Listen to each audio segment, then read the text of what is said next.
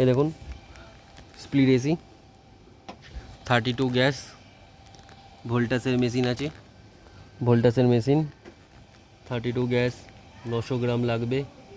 আর এর অ্যাম্পিয়ার কত নেবে, ওই 4.50।